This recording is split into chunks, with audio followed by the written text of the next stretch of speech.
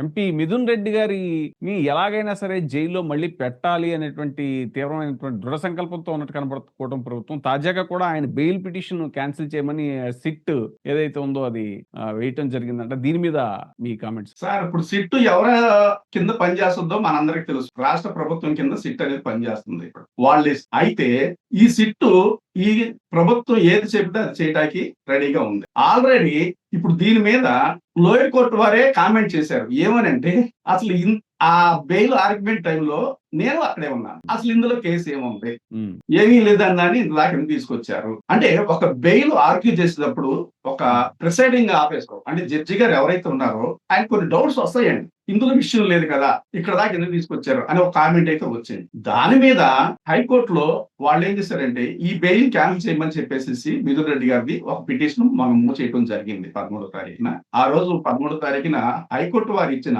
Comment ఏంటయ్యా అంటే judge గారు ఎవరైతే ఉన్నారో ప్రిసైడింగ్ ఆఫీసర్ ఎవరైతే ఉన్నారో ఆయన బెయిల్ ఇచ్చేటప్పుడు కానీ తీర్పు ఇచ్చేటప్పుడు కానీ కామెంట్లు చేయకండి, ఎందుకంటే ఇన్వెస్టిగేషన్ ఏజెన్సీల మీద ఆ ప్రభావం పడద్దేమో. అంటే ఇందులో కేసే లేదు కదా అని ఒక జడ్జి గారు అంటే ఇన్వెస్టిగేషన్ ఏజెన్సీ మనకు అంత చేసినా కానీ కేసు లేదని ఆల్రెడీ కోర్టు డిక్లేర్ చేస్తుంది కదా అనే ఒక డిసప్పాయింట్మెంట్ లోకి వెళ్తారేమో. అలాంటి కామెంట్లు చేయకోకుండా ఎవరిపైన వాళ్ళు కామ్ గా చేసుకోండి అని చెప్పిందే హైకోర్టు యొక్క సారాంశం. వాస్తవానికి అదే, అందులో ఏది లేదు, మద్యం కుమ్ముకోవడం అనేదే లేదు అసలు. అది మీకు ఆల్రెడీ ఒకసారి మన ఇంటర్వ్యూలో చెప్పాను. 100 కోట్లు దాటితే సిట్టింగ్ జడ్జితో జ్యుడిషియల్ రివ్యూ చేస్తూ జగన్మోహన్ రెడ్డి గారు ప్రతి 100 కోట్లు దాటిన ప్రాజెక్ట్ కి ఒక జ్యుడిషియల్ ఆఫీసర్ ద్వారా దాన్ని క్లారిటీ ఇచ్చిన తర్వాతే ఆ ప్రాజెక్ట్ ని స్టార్ట్ చేయమని చెప్తూ జరిగింది గత ప్రభుత్వంలో. అంటే అంత నిక్కచ్చిగా అంత పారదర్శకంగా అది చేసినప్పుడు ఇంకా మీకు ఎలా జరుగుద్ది ఫ్రాడ్? పైగా అది గవర్నమెంటే చేసింది. మీరు చిన్న ఎగ్జాంపుల్ అండి,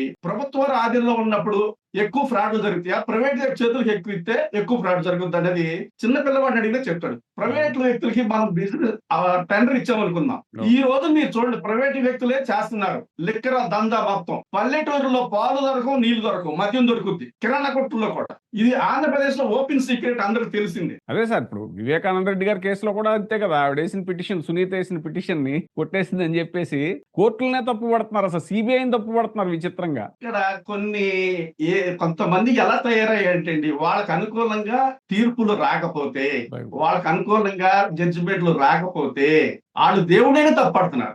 సుప్రీంకోర్టు హైకోర్టు ఏంటి సార్, ఇప్పుడు వెంకటేశ్వర స్వామి తప్పు పడుతున్నారు కదా.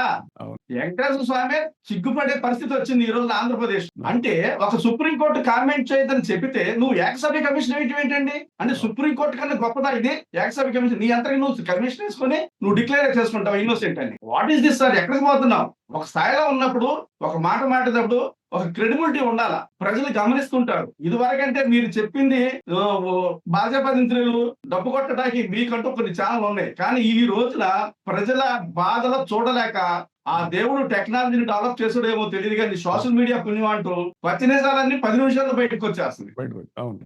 ఇప్పుడే సబ్స్క్రైబ్ చేయండి, లైక్ చేయండి, షేర్ చేయండి. VTV ప్రైమ్, నీ ఉత్తమాభిరుచుల సమ్మేళనం.